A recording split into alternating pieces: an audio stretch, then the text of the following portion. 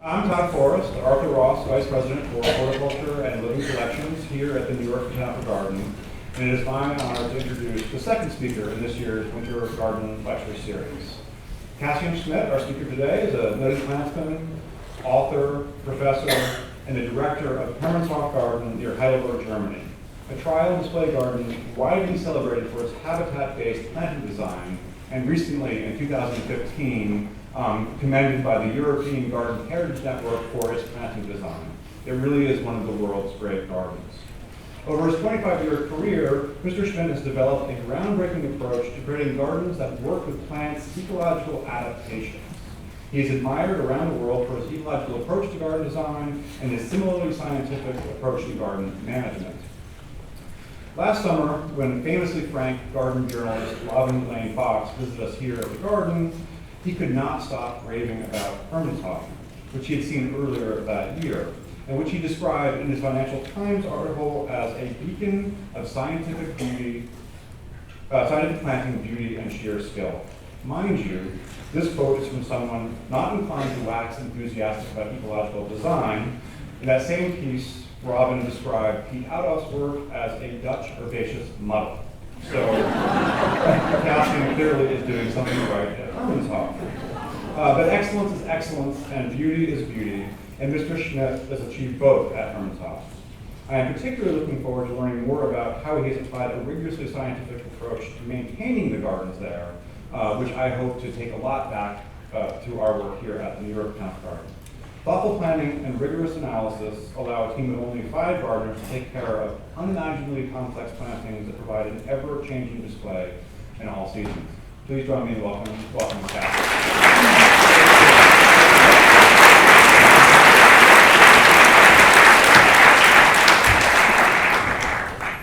Yeah, good morning, everybody. It's really amazing to be here. I think this is the Olymp of giving a talk here at New York Botanical Garden. Really, it's not my first talk I give in America, but this is a special event for me. And it's amazing that you have here over 400 people sitting here on a normal Thursday morning. So in Europe, that never would happen for one person. So I really appreciate that. Thank you very much. Yes. Thank you for your great introduction. It was really overwhelming what you all said, and yes, I start a little bit before I start my real lecture to give you a little bit of background where I come from and what I did before as a practical gardener, because this is also very much important for me. I'm a landscape architect and I studied at the university, but before that I took advantage to really be at the practical side of the business, what is really important also to run a garden, which is more connected with business now, but to really have your fingers into the ground is very important for me. And after apprenticeship in landscaping, I was employed for some years at the famous nursery of Countess von Zeppelin here in this beautiful romantic setting on the foothills of the Black Forest, very close to the French and Swiss border in southwestern, really the southwestern tip of Germany. And look, isn't it a nice place to work? It's one of my everyday view. And the Countess von Zeppelin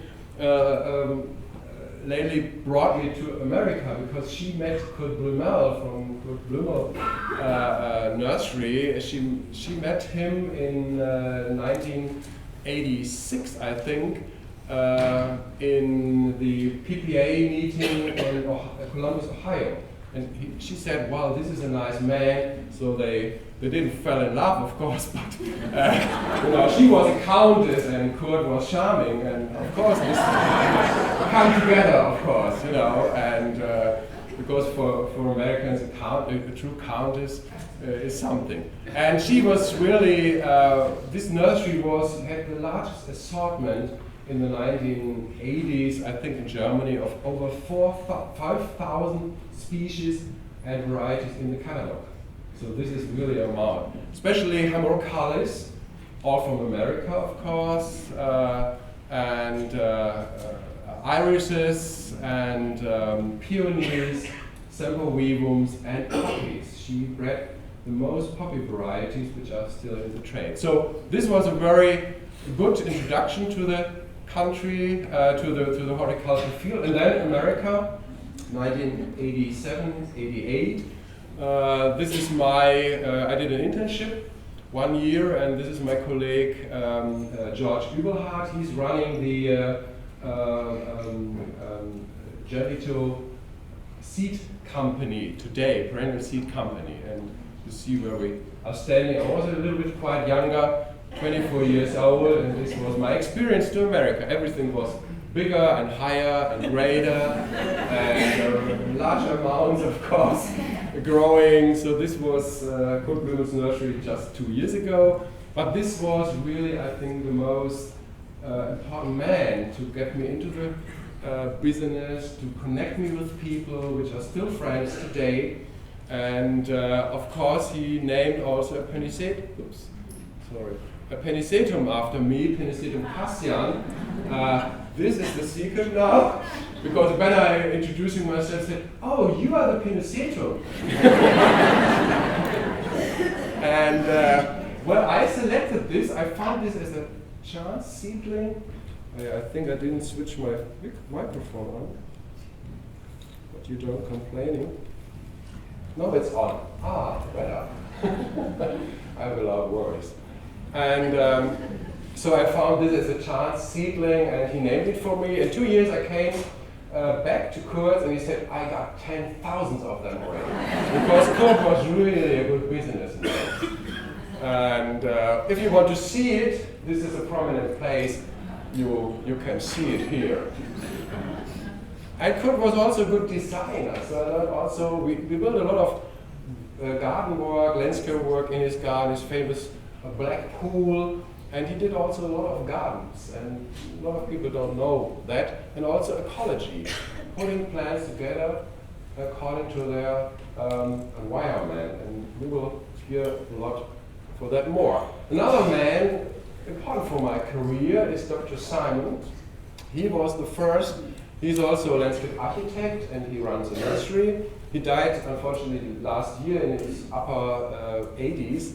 And he was the first having the idea to incorporate North American prairie plants to inner city environments. And this first prairie garden was built in 1997, 98 in the Berggarten, Hanover.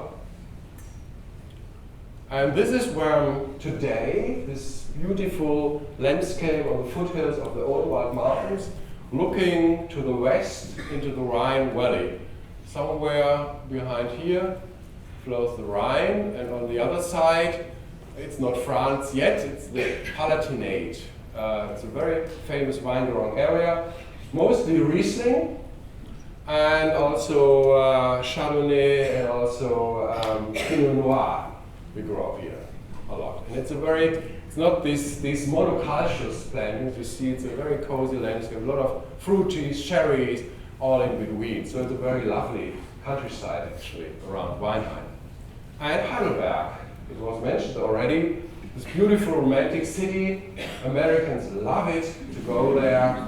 And this is not only the reason because this was the capital of the Romantic poems, and it has also connection because Elvis Presley stayed here during World War II. He was in this, there are a lot of American army barracks around Heidelberg. So, and he wrote a song about Heidelberg.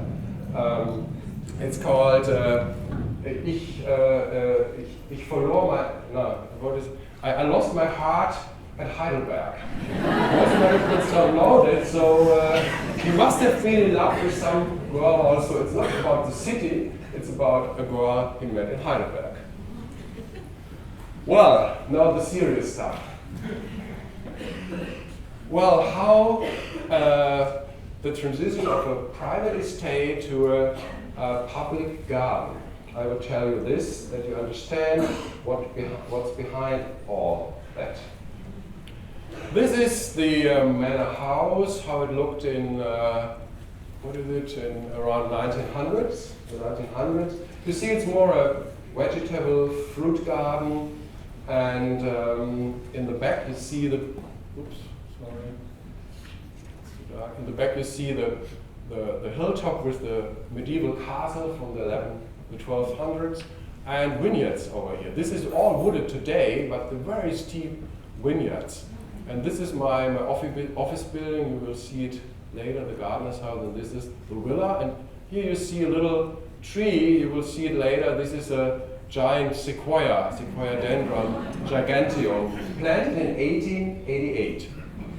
This is the family. It's an industrialist family, pretty much like the DuPonts in the Brandywine Valley. It's similar products. Now they are world market leaders in every product they sell and they produce. It's a company of about 60,000 employees. Today it's also in North America in over 50 countries, but it's still a family-owned company, but it's quite rare in this size, so it's not on the stock market. And this is Hermannshof Director, and this is where the name comes, Hermannshof, the house, and the garden is called Hermannshof. And this is of course, the families were big. Now there are 300 members of the family. And this is the normal life. You see these little timers in the cracks. This is typical English, arts and crafts. This was in the 1920s and 30s. And azaleas, they don't grow in our climate. We have a wine-growing climate, hot summers, hot dry summers, and fairly mild winters, and a pH of 7. So this was, they got trucks of peat moss to keep these azaleas. We don't have them anymore. And you see here the sequoia is growing. It's a more formal garden. Before around the 1920s, we have still these trees here. It changed. This was after landscape architect Professor Wilken Jürgensmann took over the design. It was a formal garden, very appropriate to the time of the 1920s, and you see it was very much influenced by English gardens, like Great Dixter or Hazelcombe and all these gardens. A lot of perennials, and this rock garden features here with all the little niches. This was very famous. So the perennial movement started already. And this is Hermannshof today. The sequoia has grown up a little bit. You see it's one of the largest sequoias actually in Germany and in Europe. It has a circumference of almost 10 meters, and it's a really huge specimen tree. This is the gardener's house, and you see the castle, the medieval, true castle, it's not a fake castle. This is really medieval castle. It's all wooded, where we had vineyards before. We have old magnolias from 1888, and we have this beautiful wisteria pergola, this wisteria walk, which dates back to the 1920s. And this is the view in the spring. Most people come, not most, but it has a very much attractive spring season because we are in hardiness zone 8A, very mild, milder than here, so we can grow trachycarpus palms outside, fig trees, a lot of Pinus pinea and all these Mediterranean plants. And this winter was exceptional. We had 3 weeks of constant freezing, which is very exceptional. No snow, and you can imagine what this takes for plants. But this is the spring season. I always take a lot of tulips. They stay in the ground. We add about 8,000 every year. And we have this beautiful redbud. This is not the American redbud. This is the European or Mediterranean redbud, Cercis silicastrum. This is an American tree, Cladastris lutea. It's beautiful, light yellow. And this is, exuberant grasses, totally different feature now in the summer or late summer. I will show you more later on. And this is the great lawn. This is huge specimen trees, the magnolias, cedar, Cedrus atlantica, glauca, and all these tender species. Little facts about Hermannshof I put together. It's a mostly privately run garden. It's not a foundation actually, it's a non-profit organization. The company gives regular money every year. It's about 400,000 euros. We are a small garden of 5 acres, but it's a lot of money for us. So it's 74% funding by the private Freudenberg company and 17% by the city council of Weinheim. And we have a self-income of about 9 to 10% of guided tours, book sales, and so on, and seed sales. But we are not only a display garden, we are also a research garden, which is very important. I will tell you that later. So for innovative planting design and low maintenance, ecology-based planting. This is our main focus. Private gardens, but mostly also public inner city landscapes. And meanwhile, this style, this new perennial movement has a name named by British people, the New German style. Of course, everything has to have a name. There's the Dutch wave and the New German style.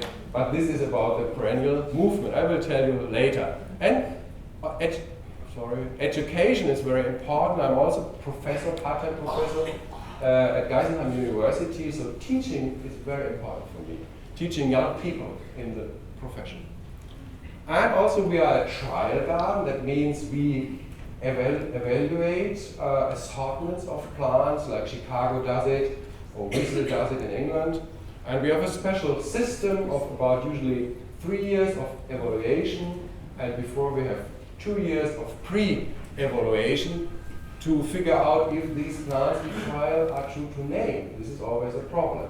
Then we propagate the plants in one nursery and the cooperating gardens. We have 14 of these trial gardens in Germany. And all these plants are from one division. They are spread out to all the gardens. So we really test all the same plants. This is very important. So we don't order them directly from the nurseries.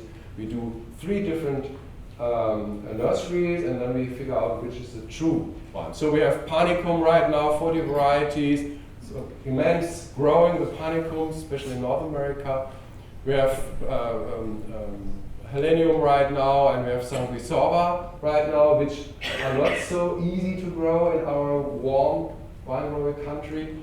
But the reason is we want to have different climate zones covered with these gardens. So we have gardens in the north, we have gardens in the mild south, we have gardens in the east, we have even gardens in Austria to cover a lot climate range to see if a plant performs well in all these different, slightly different climates. Then it's a really good plant, and this is then a 3-star plant. So it's a very academic, sophisticated evaluation, not just 1 year and 1 observation.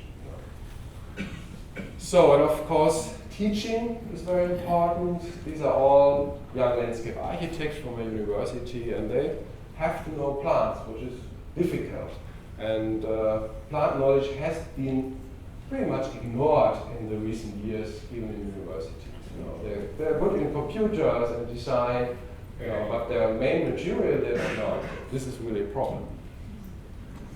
And of course, field trips are important for me. This is with our staff, but also with the university. Field trips to nature, to gardens, to connect people. This is very important for me, actually. And how the garden started. And this is this couple from the Freudenberg family who actually invented the idea to transform the garden from a private estate to a public research garden. And these are not the owner of the garden. They never lived in the Hermannshof house. There were other family members, but after World War II, the American army moved into the house for 10 years.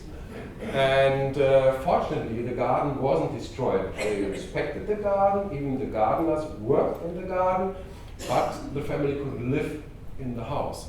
So, and Gisela Freudenberg, she took over the responsibility, to teach the gardeners, because she had a diploma in botany. So, and they both decided in the late 1970s to do something with the garden, to keep it alive for the public, because it was a big house and nobody wanted to live there anymore. And so it was their idea to connect with people that are really on the profession, and how much better they could hire than Professor Richard Hansen himself. Maybe some of you know the book. This is the Bible on perennials, Perennials and their garden habitats. And this is the whole legacy of the garden and of German use of plants. And Mr. Hansen, Professor Hansen, why he did this habitats concept, or how he invented it. It was a coincidence. In World War II, he got assistant of Reinhard Tüchsen, and Reinhard Tüchsen is the father of the modern plant sociology science in Germany. So he invented that plants grow together in associations, and so he learned this from him, and later he transferred this to a so-called applied plant sociology, difficult word in English. So he inducted this model of wild species plant communities to garden habitats, and he called it Lebensbereiche, garden habitats. So it comes really from nature plant communities, but there are as well aesthetic enhanced models. And you see, he loved also to go out into nature. This is very important to him. Always studying. He had always his little notebook, and he was always upset when the plants don't behave after his model, his habitat. He said, that can't be. Why does it grow now here? And then maybe 50 steps later he said, now the world is okay again when the plants fit in the right environment. And this tells us plants have wider abilities to grow than in niches, and especially in the garden. This is important. And this is the book. The newest edition is in 2016. Nothing changed, it's still the same book. It's a little bit old-fashioned now, and it has a lot of lists of plants which would grow together, but this is translated, I think, in the 1990s to English as well. And another person, another professor, to know is Carl Förster. Maybe you have heard of him also. He's a very famous perennial breeder and philosopher. He wrote a lot of books which are very famous in Germany. He had a nursery in Potsdam, and he was really very ahead, because he invented this model of trial gardens. He said, we need trial gardens because the assortments are so wide now, and we have to evaluate the garden value of these plants for landscape architects, for users. And so he had the idea to invent this system of trial gardens in Germany in the 1930s already, but it started actually after World War II that these gardens started. And Hermann Müssel, he was an assistant of Richard Hansen, and he actually invented this term Lebensbereiche. He did the real work as usual, The professor, gets the honor, and he really did all the work with the lists and everything. So I have to really mention Hermann Müssel. He also died because he is the main who put all the lists together. And this is why Stefan today, and not much is left from his original plantings, but this steppe planting shows what he meant. He says it's not only to match the ecology of the plant, it's much more, it's the aesthetics, so the character of the plant. You know, these steppe plants have a certain character, they're very airy and very light. And Hansen said always, you have to capture the aura of a plant. You know, it's something diffuse, but this was important to him. Design and ecology. And also he mixed plants from different continents, like irises and yucca from North America, but the character unifies everything. It fits together somehow. So Lebensbereich habitats are not really exact copies of a certain plant community in the wild. They are just free abstractions. And, but it has to look good and it has to work. Of course, all these plants have the same requirements. Soil, light, moisture levels. And this is the fundamental where it all started, this approach of growing perennials according to their needs, of their natural requirements, and also to bring them together because of their aesthetic qualities.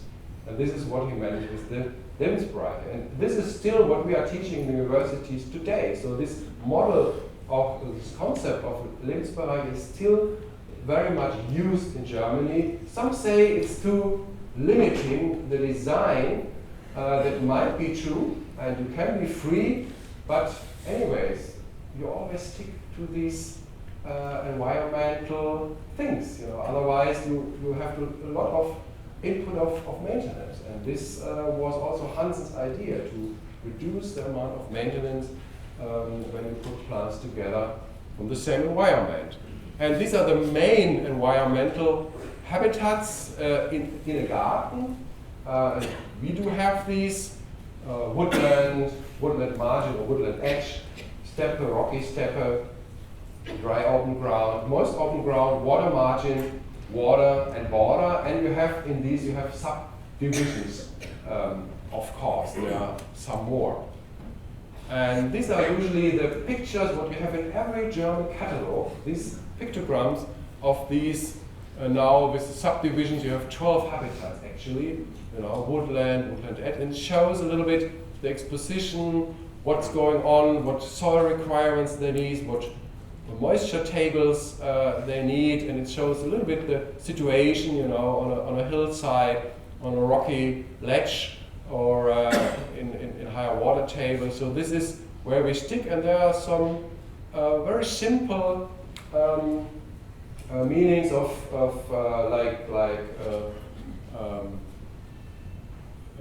the G stands for Gehölz, means woodland. So it's very simple. And this is not from Hansen actually. This was invented 10 years later from Dr. Sieber. He invented this much more simple system. Hansen had a very complicated system. This was his problem. It never really came through. But this system is much more simplified. And this is what we use up today. And this is some habitats, as you see. And this is another professor, which is important for Hermannshof. He was actually responsible for the master plan. When the garden was handed over from the family to be a public garden, there had to be a master plan. So it was this very strong plan from the 1920s, this very architectural plan, and they invented it now to a more landscape-looking, informal plan. And this was from 1981 to 1983. 1983, the garden opened, and Professor Hans Lutz was, he died last year. He was probably the most important, one of the most important landscape architects in Germany.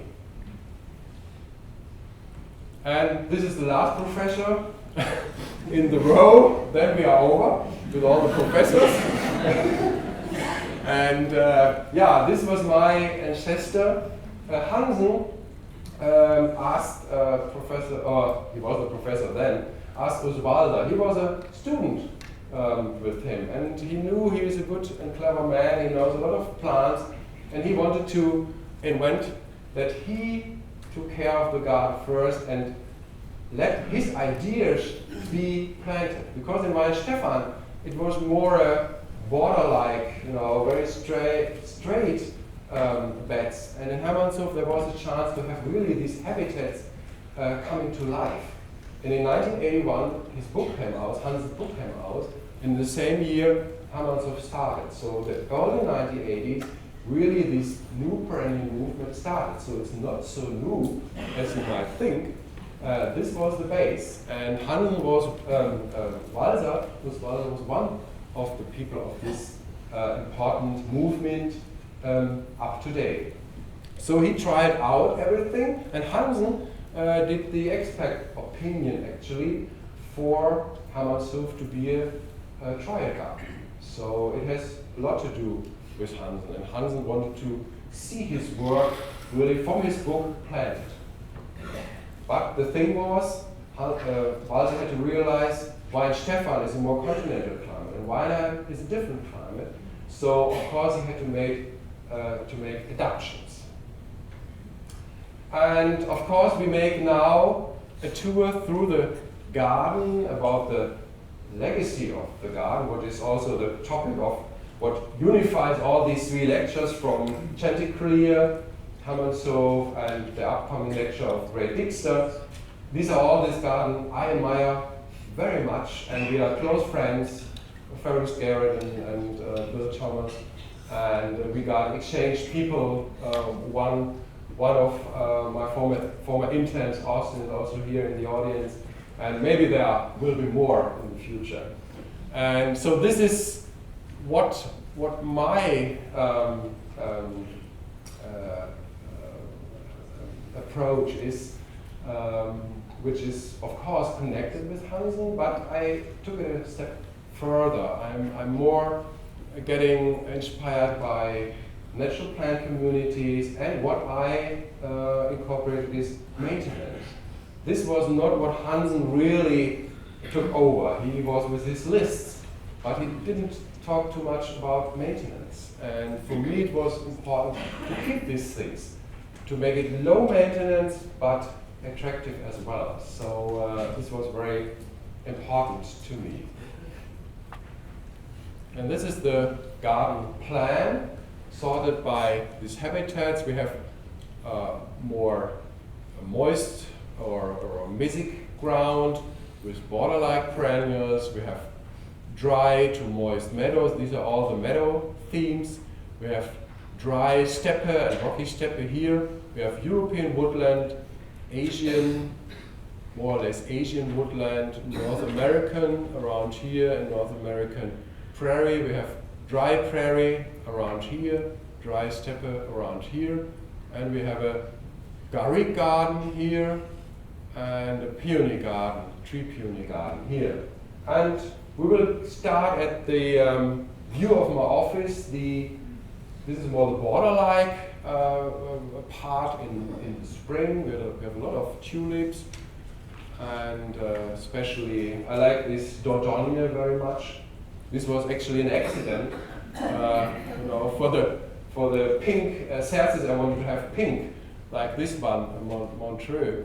But the Dutch delivered this one. And I said, what is that? That's free. What I can do. But then, you know, all these famous garden photographers from England came and said, oh, this is a very, you know, interesting combination. It's very modern. And I said, well, now we do it every year. So actually the Dutch pulp industry was the designer here.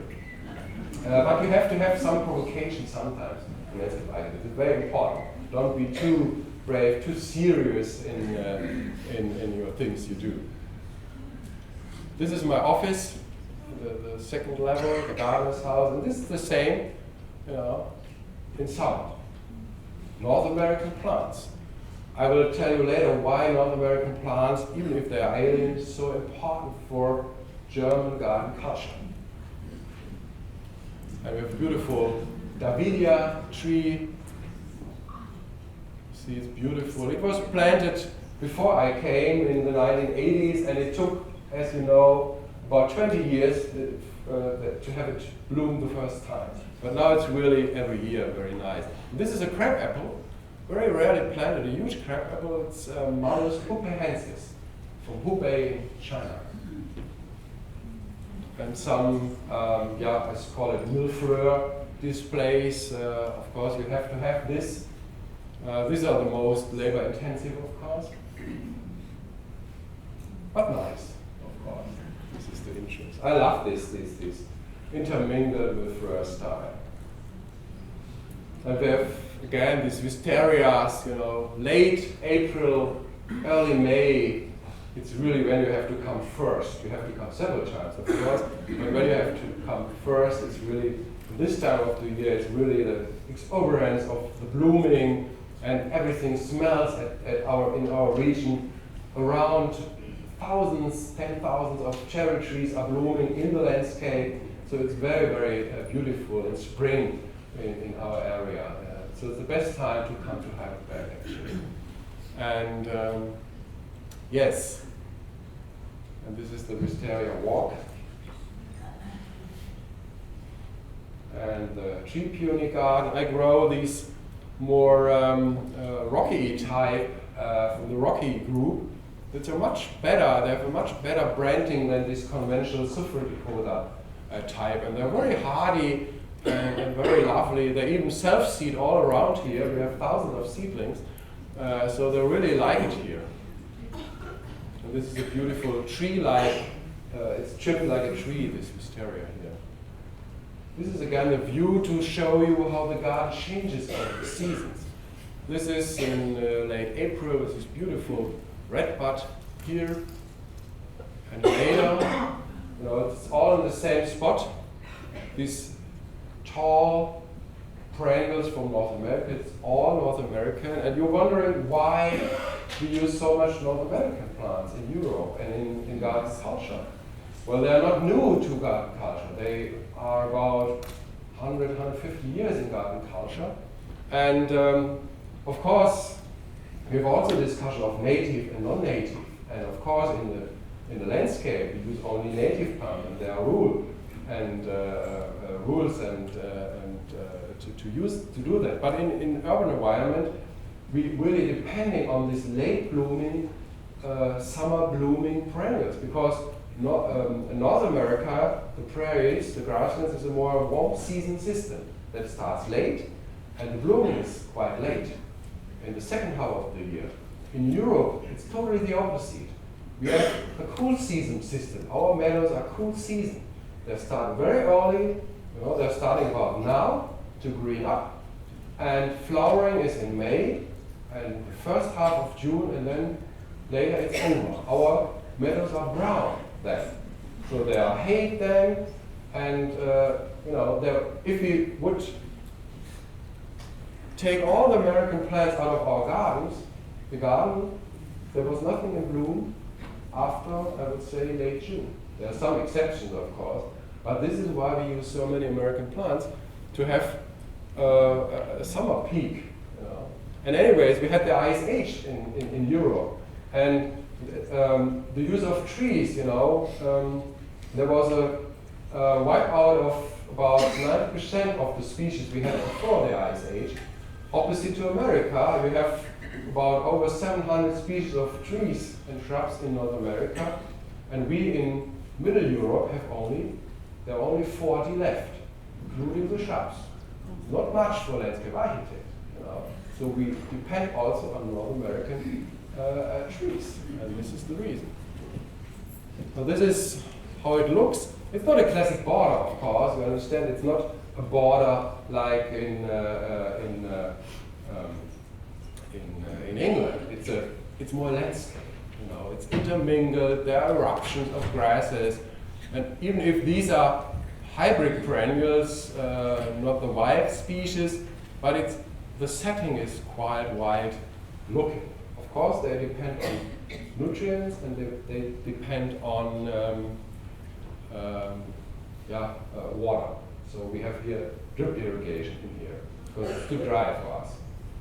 Even if they are prairie plants, but they come from moister parts of the prairies. And I also use some verbena sprinkled in to have a little bit more contrast to all these yellows. And this is all, the concept is all about daisy flowers. You know, prairie is daisy land. And I thought it would be nice to use all daisy flowers here. Of course, they're all yellow. Eupatorium is also daisy. It's all the same family. It's only one family, except the verbena. This is North America. This is abstraction. This is enhanced nature. You won't find this in nature, of course. In a natural prairie, you see 90% of grasses, and we have flowers. So we reduce the grasses to maybe 1% or 5%.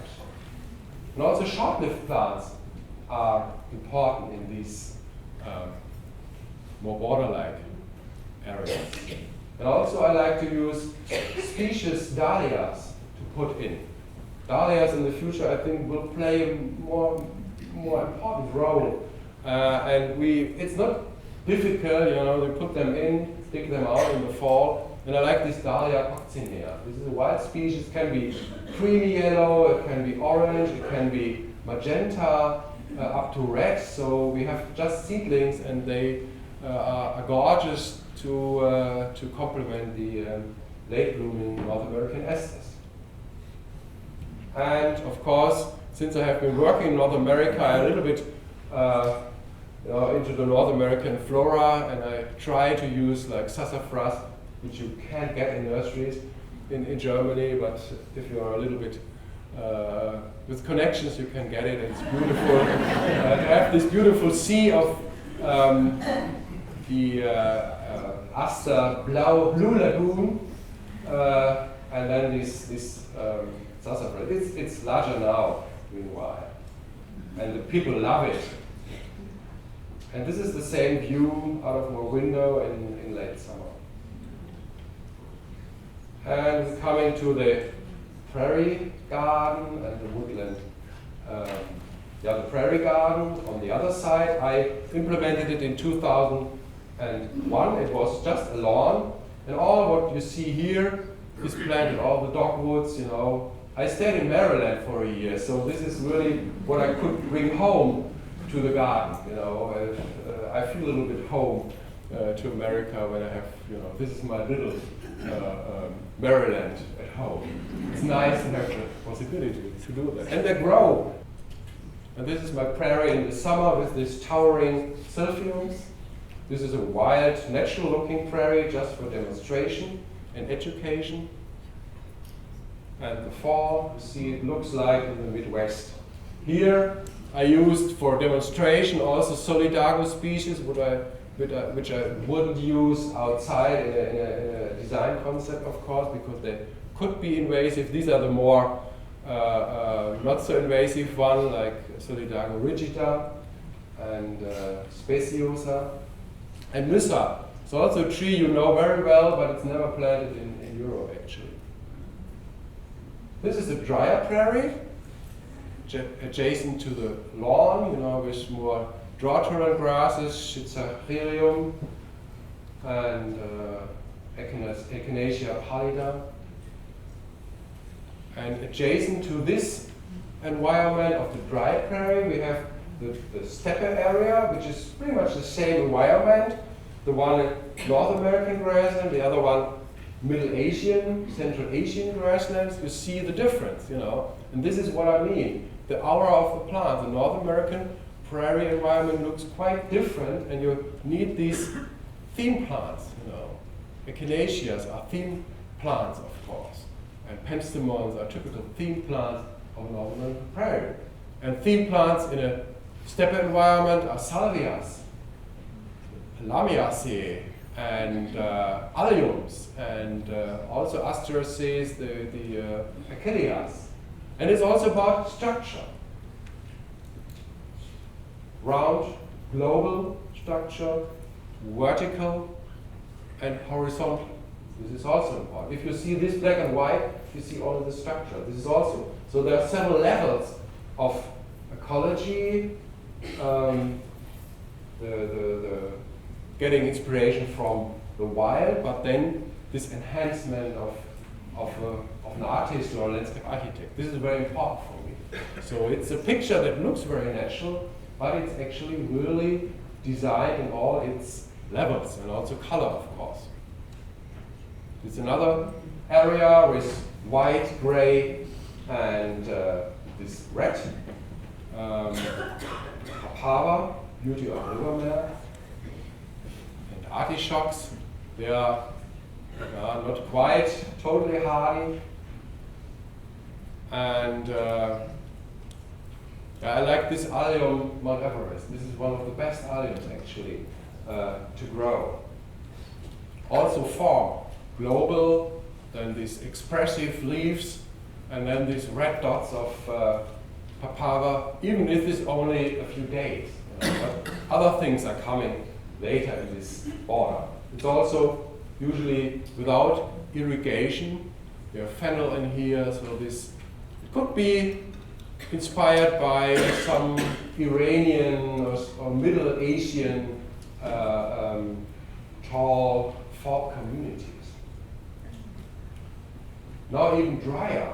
This is, we call it steppe, or it's a limestone, it's on thin limestone. This is native to us in the Rhine Valley, in the Donau Valley, and on the Schwäbische Alb. We have this Melica here, and the Rabascum. This is typical European drylands, like a dry prairie maybe in the Midwest.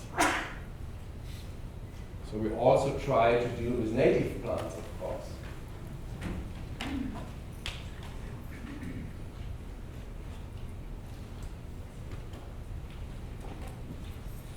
This is really a model maybe for roof gardens with a layer of maybe 10, 15 inches, 15 inches. Very drought tolerant. And we have this beautiful, these are actually the seed heads of these stipa. And we have euphorbias, again form, this stipa and this more rounded forms of the euphorbias. This is European, this is the opposite to the North American prairie. Quite low, of course, only knee-high. You have a lot of shrubs in it here, clovers. So it's a different appearance of a plant community.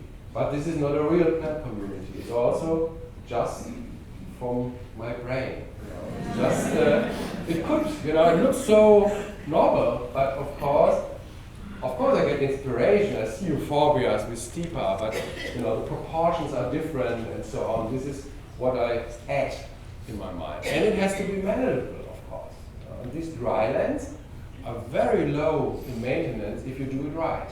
It's a gritty soil, of course, underneath, but I will will explain that later. In the spring, I use a lot of these species tulips. They are not very durable, actually, so we replant them every second year.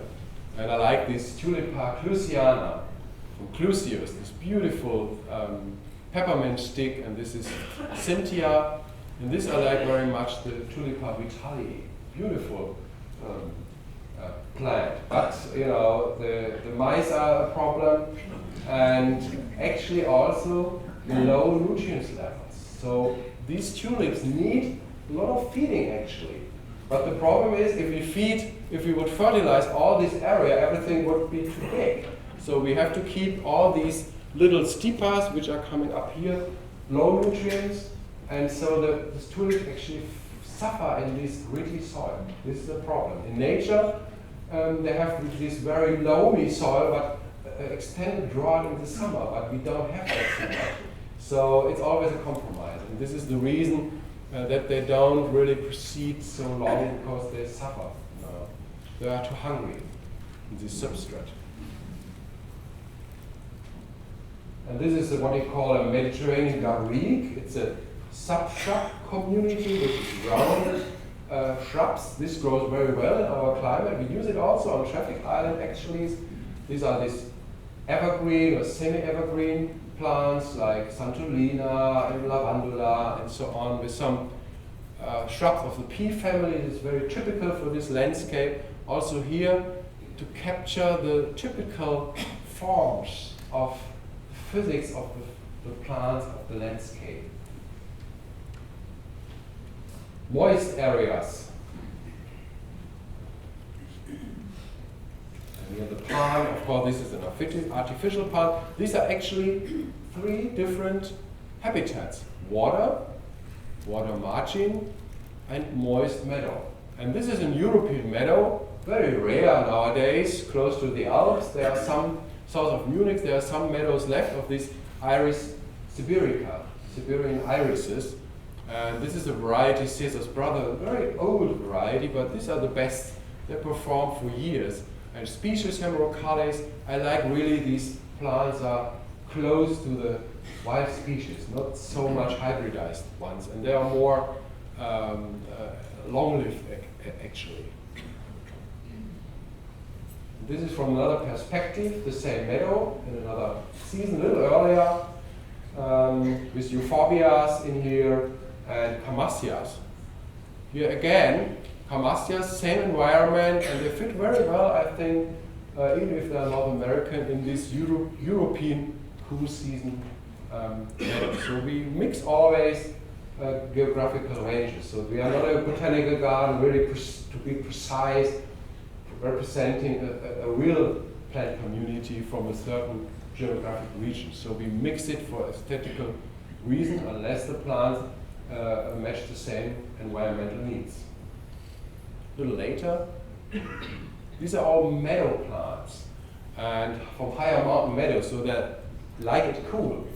And so they bloom, this is all in May actually, typical cool season meadow with tall forbs, typical European enhanced meadow. And then you have a problem in summer, because these plants bloom very early, they look a little bit ugly. And then we do a mowing, like the farmers would do it. So we do a mowing, except the euphorbias and the iris, we don't mow. And then the plants sprout again. So we do a recycling system. We leave everything on the ground. We have a special mower, a mulch mower. We go through here with a extra mower, put everything down, and then go over and shredder it to the ground. And so we use here in these competitive plant communities, we use really this recycling system. So nothing goes out on these environments, and nothing goes in, so no fertilizer. So it's a closed cycle system, which is very important. And after 4 weeks, it looks like this. And in the fall, we have these beautiful euphorbia fall colors, and this is Malus hupensis again.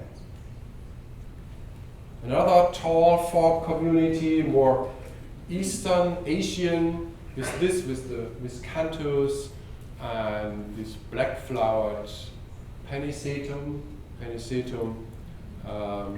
Alepecoridis variety, viridescent.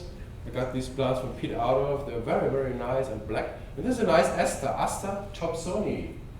It's not very much used. It's a very large flowered Asian aster, very durable, a very good plant. I don't know why it's not really the trade.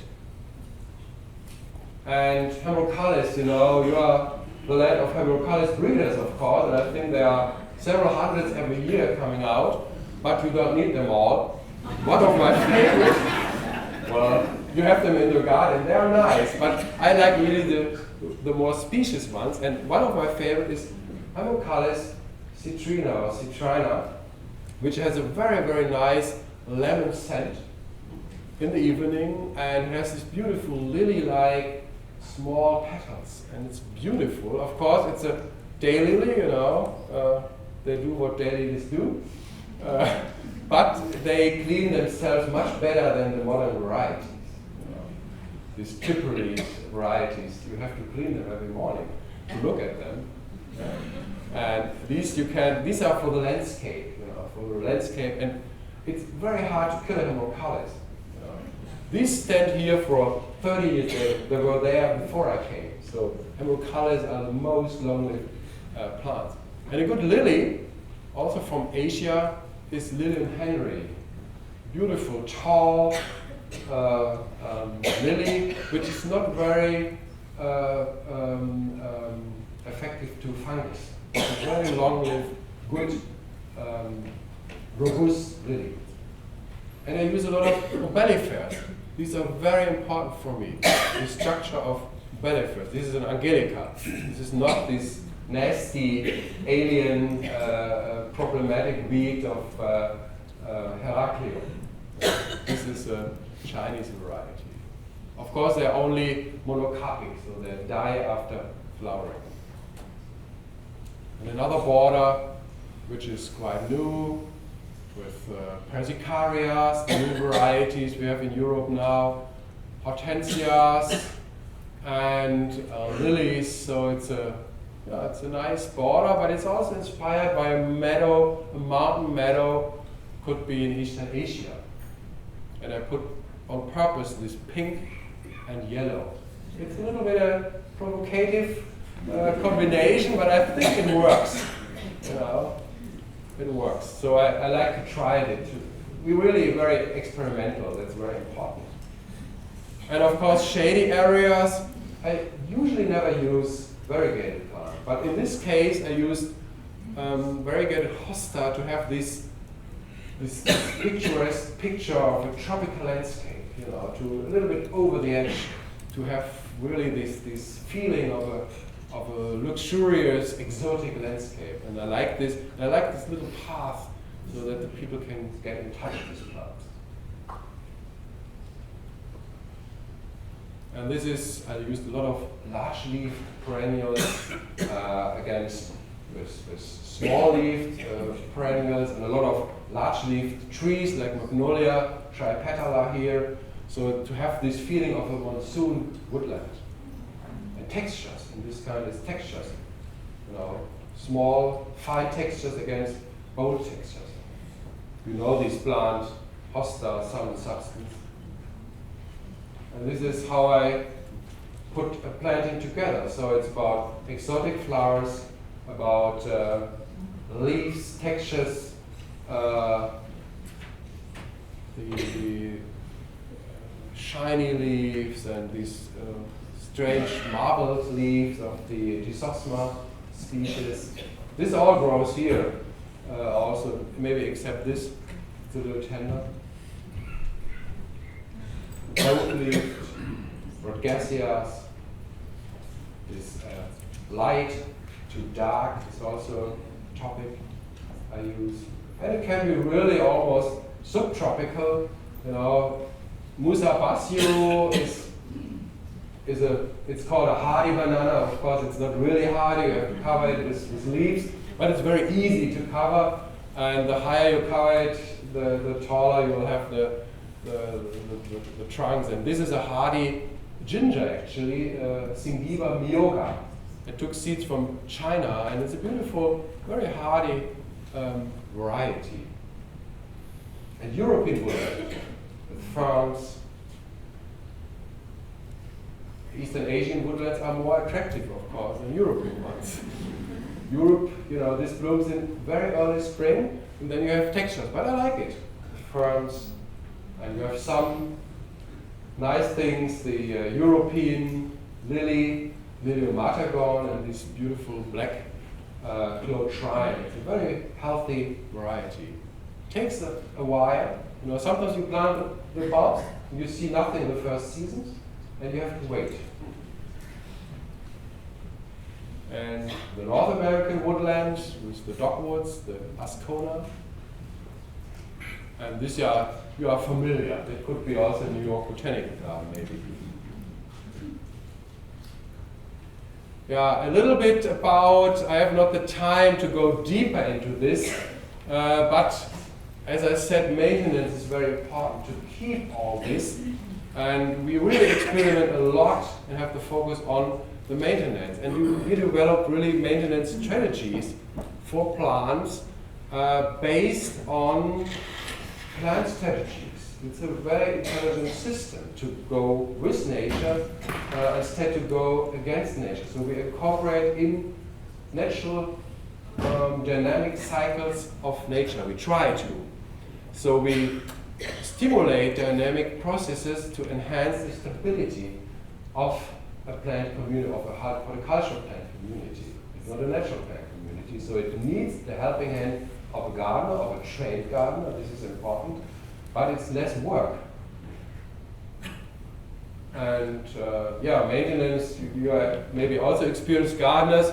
If you see this, this is what you have to do. A lot of things we try to do with machinery. Even with perennials, you can use machinery, heavy machinery, like here, but a lot of things you have to do by hand, of course. And it's always maintenance to the right time. This is also very important.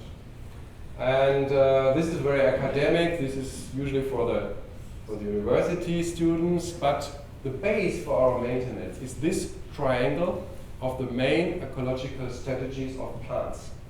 And this is how plants occupy new areas. And we have three main directions. You have competition, so plants that can deal with competition, that are competitive, usually tall perennials on good soil.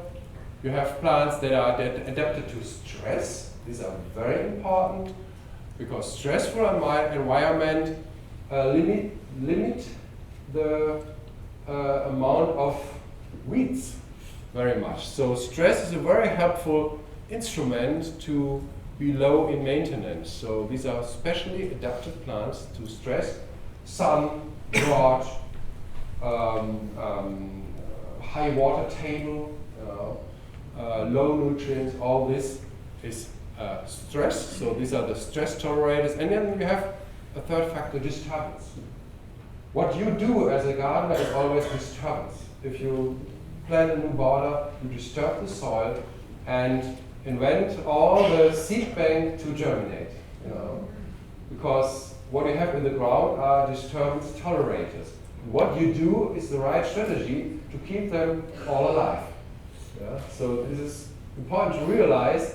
If you mulch your ground, if you don't break everything every time, you will get maybe not totally rid of them, but I would say 80–90% of these disturbance tolerators you knock out, because if you interrupt the strategy of disturbance, you won't have these species. So this triangle is also about maintenance to predict maintenance tools, and we base all our directions in maintenance. So we have a maintenance system for competitive plant communities, like tall fork communities, for stress tolerant in dry areas, but also in dry shade. And we have a system for this disturbance tolerators, which can be very nice. Annuals are disturbance tolerators, can be very nice. And of course, you have to match the maintenance to the site and also to the plant community and the strategy. These are tall forbs. These are competitive plants. We cut them down and make this recycle system. We keep everything in the cycle. And Till Hoffmann is, he used to be my head gardener for 18 years. He left last year to build his own business. We have a new one, fortunately now, but it's not easy. So he was very important for my work, and he did all these. He invented all these ideas of the new maintenance systems. It was very important. And you see the outcome. What we do in science is that not every plant community has the same amount or needs the same amount of maintenance. And you see here, borders are always high in maintenance, and stressful environments are low in maintenance. And that's very important to see. Dry shade, meadows, dry meadows, woodland edge, this is low, below 5 minutes per square meter a year. And this is high in maintenance, 15 minutes, and this makes the difference. And these measurements were also used for the calculation of the maintenance for the High Line here in New York, because Pete took the people to Hermannshof and to show them, and because he needed this to get the job, just tell the people how much maintenance we will need for the High Line. Of course, they added 1/3 more to be safe, but they really didn't need it. But now it's good to have this because a lot of people asking questions, and so the gardeners can't do really their work anymore. So it's good to add a little bit of third on top of it. But this is, the highlight is about this here.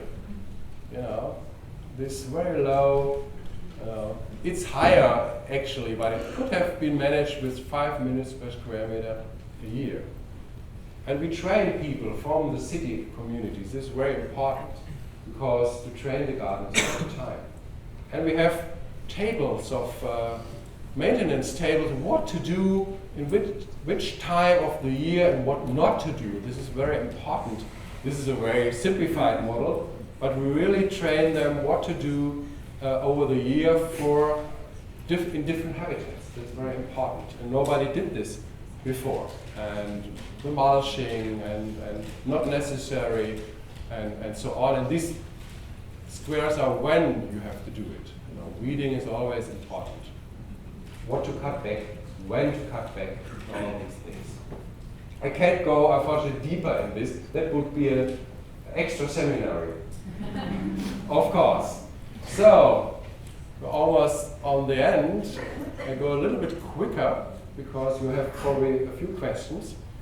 And I will pick out 2 of my main focus design works which are inspired by meadow plant communities, North American prairie and Central Asian steppe. This is a natural prairie in Missouri. You see more or less grasses, few flowers. This is maybe what we don't want in gardens. It's also nice. Maybe we want more of this. But this is an older established prairie, and this is a young, disturbed prairie. So disturbance also enhances more floriferous plants. So, and it will change over the years. So you will get also in the planting. The grasses will keep on growing, and you see it also on the High Line. If you compare it from the beginning, the grasses are more tolerant, the amount of grasses is growing, and the flowering plants are reduced. But I think this is also very nice in a landscape. This is savanna. So this is more garden-like. Also, it's a restored prairie north of Chicago. And what I do is more enhanced version without irrigation, actually. This is all the Echinacea pallida, Echinacea the simulata, which was not in the trade 10 years ago, even in North America not. So we did 2 tours to the prairies to study the prairies, actually. Some impressions, subshrubs like amorpha, very important. We have the climate to grow prairies, much better than here. You have these very humid summers here. We have really dry summers, so we have more prairie climate, except the cold winters. We have the mild winters, but in the summer we have more prairie climate. And I like this, the aesthetics of decay. It's very important for me. And this is maybe the essence of the new perennial movement, to really allow the plants to go dormant nicely. And if this would be a Monet, you see all these colors. I like that even without flowers. There's so many subtle colors in there. And if you would have done this 20, 25 years ago, the people would have been shocked. But now they really appreciate it. We have 150,000 visitors with no entrance, so they are free to come or not to come. So, but come because of this. And I do what I think personally is right. I don't care about trends or so. Maybe this is now a trend in Europe, of course. I invented a trend without purpose. It's okay. Yeah? Everybody is growing prairie gardens now, and it's crazy, even without prairie plants. But this was not my purpose. I was to trial this plant because they are stress tolerant. A new species like Monada Bradburyana. Rodiplik saw this in Hermannshof and didn't know this species, even it's North American. You know, it has to come to Hermannshof and then back to North America to be planted on the highline. So it's a perfect plant. It has no mildew. The best, well, it's a little lush color, but it was never used in the trade and not in the hybridizing. It's a very shiny leaves and never mildew. Perfect plant, and it roots early, already in late April. And this is my prairie dry meadows. You're familiar with this look, of course. Echinacea paradoxa. And I used also, this is a stylized version, I used bands of grass. This is not a prairie grass, it's North American, but comes from the high countries in the Chihuahua Desert. Steppe tenuissima or Nacella tenuissima. And Spirobolus. And we did also mixtures with prairie plants, you know, that can be used as a model in the inner cities. It's the same in the fall. This is a module, actually. It is a balanced module that we trial 5 years, and it's put on the market. We don't sell it, but the nursery business, they sell it, and you can, you know, we design it usually for 25 square meters, and it can be used in a wider range than like 500 square meters or more. This is for more mistic ground, and you see the colors in the fall. That European plants would never make, these colors. And of course, meeting people and getting in contact is very important. So Pete took a lot of ideas for his work in the Highline at Hermannshof. We took Robert Hammond, one of the founders of the Friend of the Highlands, to Hermannshof and some city authorities in, I think it was in 2003 or 4, before he started it. And so he got a lot of inspiration, and he had to show them how could the Highline plantings look like. And of course, we do excursions. When Pete comes, we are close friends for years. And this was for the documentary filming for the film. There was a preview of the film last year, I think in New York. And this is Tom Piper from New York who did this. And this is Melinda Sora and Rick Dark in the back. This is in my garden, of course. It's hard. Field trips are hard and sweaty, so a good German beer is always welcome to have here in my private garden. This is Austin, he's in the audience. He was an intern in Chanticleer and also in Hermannshof. This is getting inspiration from the steppes in Kyrgyzstan. I was there 2 times last year. Again, beautiful country with a lot of plants. And this could be also a garden. We always said, oh, Pete was there already. This is Salvia River. And we see salvias and achilleas, vertical and horizontal. Yeah? And this is how you can use it in public design. This is my wife Bettina is here also. And she's landscape architect as well, and we did this on company grounds and without irrigation. Achilleas, salvias, and this is habitats. And this is in Hermannshof, a planting of the same theme. So, and to the end, the overview I have, this is about these modules. We put them together without a planting plan. We make certain proportions. We have a design layer and a functional layer, which means ground covers, and certain proportions of structural plants, of seasonal seed plants, which are very important, companion plants, ground covers, and filler plants. And then we put them in a random scattered scheme to the ground. Claudia West, maybe some of you know her. Her book is outside, and she adapted this system of this plant module to the American market. You know, and it can be a model for the future. So these are tested, assessed plant communities to be ready to plant. This is how it would look. These are these layers of plants we need for that, and this is a random meadow-like pattern then, a matrix-like pattern. And we use it in public spaces, like here, or in really large scales, also here. The theme plants are grasses here. And this is the work of my wife in a corporate landscape. This is very unusual for Germany. This is not the normal, of course.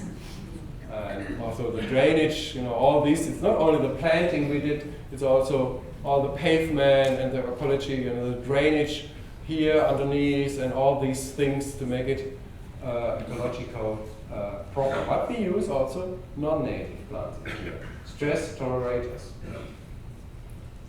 It has to be nice, of course, because not only insects feed on this, also the human eyes feed on this, and this is very important. All these employees going in and out in these corporate grounds. I flipped it over. To make it to the end, we have also other designers who use this model of the new perennial movement. And I started in the 1980s when this all began with Dr. Simon and Professor Urs Walser. But now I think the perennial movement is coming really to the gardens, to the inner cities. So it took 30 years to be really appreciated. Maybe this name, New German style, helped a little bit. But now it's really on the federal garden shows, you see this. And it's all these meadow-like intermingled style here in Sweden, with Northfield, American and European meadow combined. And in Sweden again, in prairie in Sweden, would you have thought about this? I was really surprised. There's a friend, Peter Gaunis, he died unfortunately, from Alnarp University, and he did a prairie in the south of Sweden. Oh, what's that? Oh, sorry, I the wrong button. Tom Stewart Smith, also a very gold-winning designer from the Chelsea Flower Show. Also here a little bit more conventional, formal style of prairie plants, but if you look, all prairie plants. So the prairie movement runs over Europe like an avalanche. And Meadow garden, of course. This is the style maybe 15 years ago with his famous hedges. This is not why it's called the Dutch wave movement, because a lot of people think because of these wave hedges. He ripped it all out here. This is not anymore, and he has a more free meadow-like stylized garden, but this was the first versions.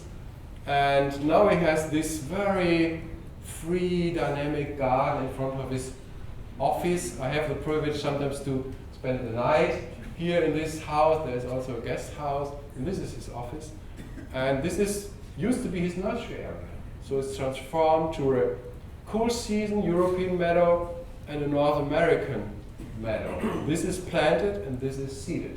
And I asked him, would you recommend this to your clients? He said, no, they're probably not ripe to this. Ready to this already. So this is experimental, and Pete really changes all the time. And we are discussing all weekends about these things, what we could do, matrix planting, all this.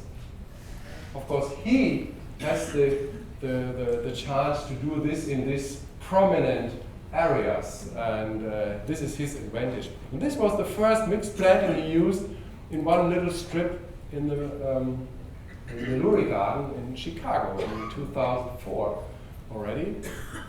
And this is a stylized prairie actually.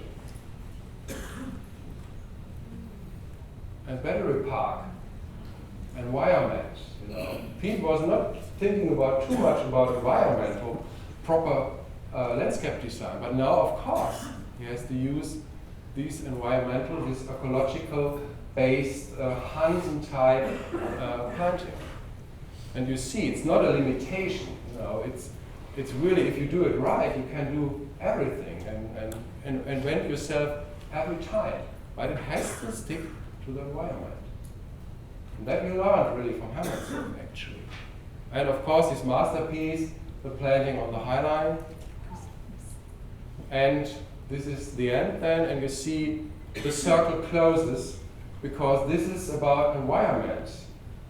If you come out, woodland edge, you know, could be out in the wild, stylized nature. And woodland, this beach woodland. Even these are not North American plants, actually. These are European plants, always, but nobody notices it. it's a mixture of European for the early season and North American plant, and that makes really sense. And he used also this gravel mulch. It fits, of course, very well, but he learned this in Hermannshof to use this here on the High Line. You know, it fits, of course, to these railroad tracks, and this is a style. Wetland. Of course, this is also reminiscent on the biotopes he found on the High Line before it was all ripped out. There were wetlands developing in the 40 years and all this, and it's pretty much the same areas where there have been wet spots on the High Line where you have now these formal or stylized versions of prairie. And prairie, open land, open space, all this, you see the habitats Hansen invented are still alive on the High Line in these prominent projects. And thank you for your attention.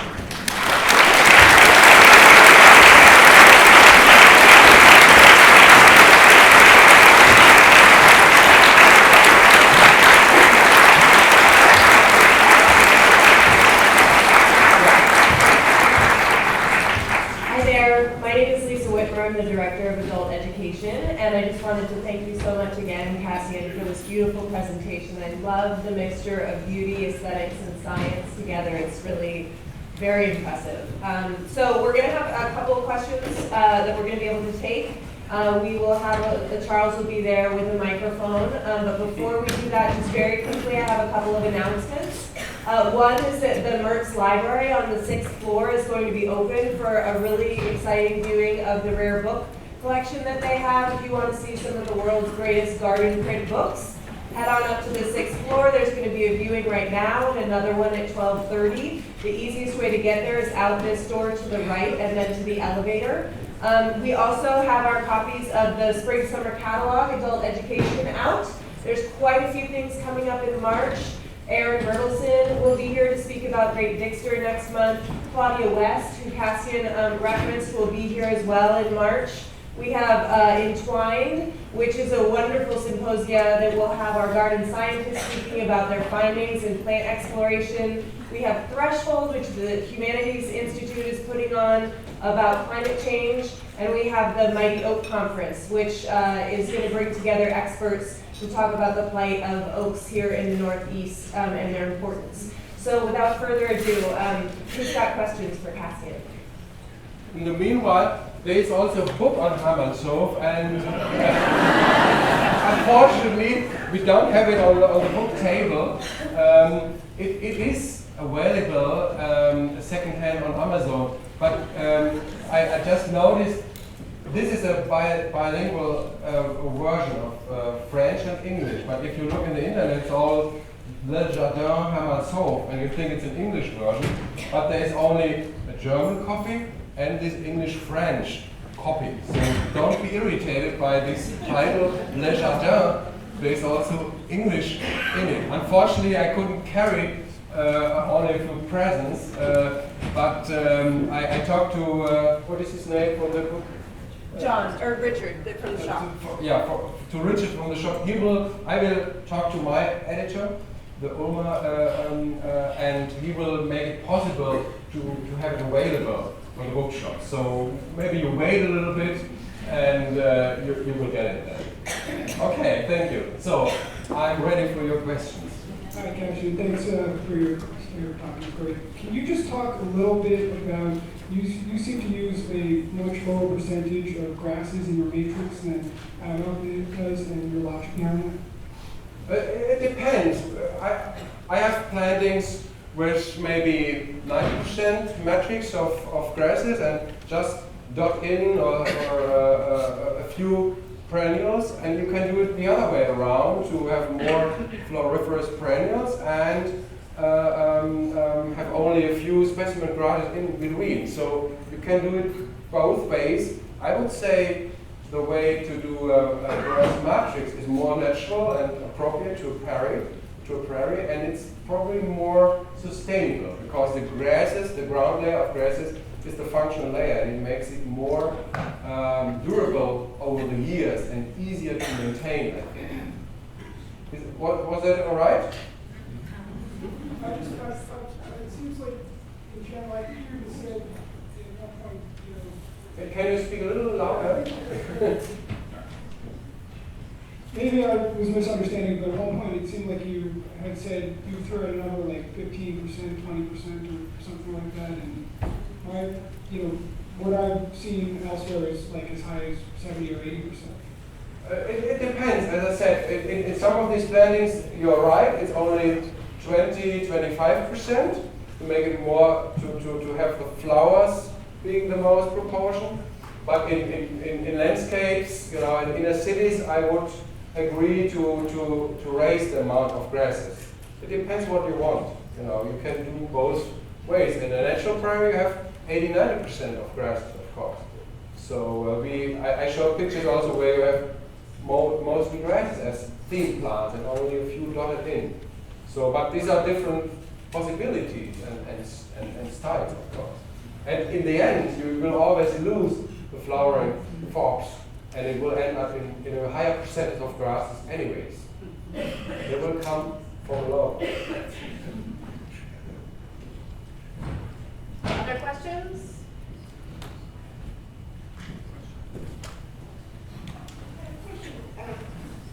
When you do the maintenance of your prairies, you walk between the plants, smashing everything.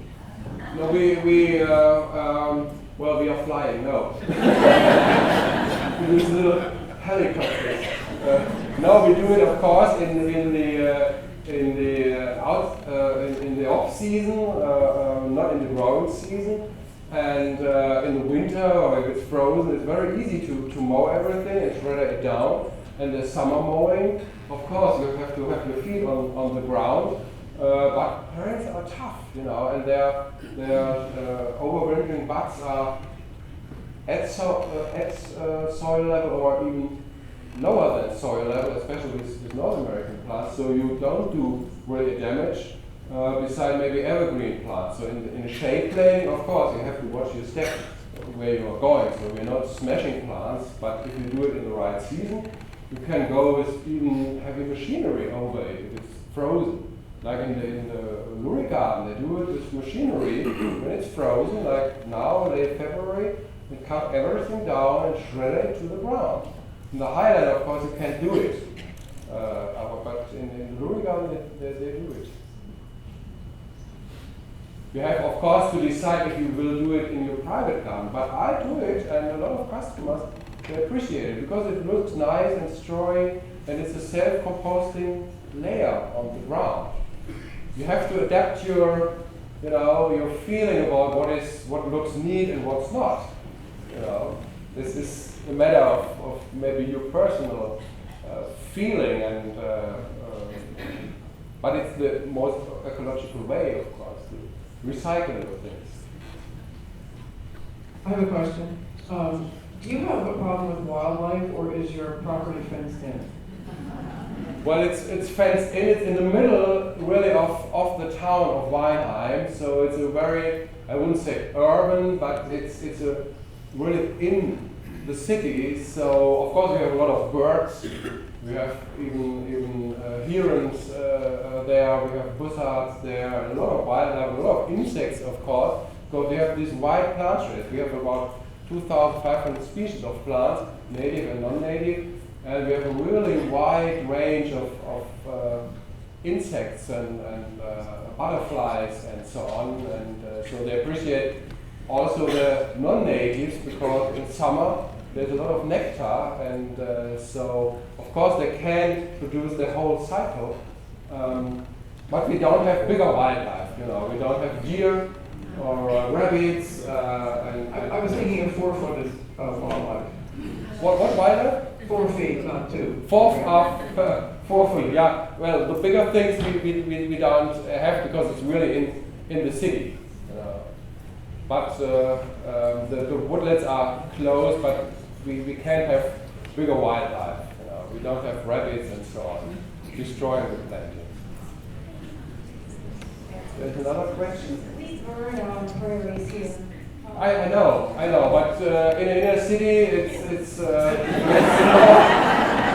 I tell you, we like to burn it. You know, on a day when not many visitors are in, we just don't burn them because we have a lot of labels. We are a botanical garden, so this is we can do it. But we sometimes pile it up and light it a little bit, but just to have fun and for some pictures. And we have a Spanish gardener. He's a little bit of pyromanic, so he likes. And I'm sure when I'm now here, he will set on fire everything. When I come back, I see all these black things. He loves it. And, Let's take one more question. Explored the lupin fields in New Zealand in any degree? Yeah, these are very invasive, and in Germany also lupins are invasive and non-natives in acid soil, but unfortunately they use them, you know, on highways in seed mixes, and they're all over, and they are on the list. There are 40 plants on the list. You shouldn't use and shouldn't sell in horticulture anymore. This Solidaria, then this Lupinus pilophyllus, and yeah, that's about from the perennials, but a lot of woody plants. But we don't have so many problems with invasive because Europe is always, you know, for centuries, we have all non-native plants in our garden culture. And there's one thing you have to realize. In North America, non-natives are much more difficult because a cool season system comes to a warm season system. So early starters to late starters. And the early starters are always ahead. So if early starters come to a North American prairie, it's very dangerous. If a North American plant comes in a cool season system, it's just overgrown.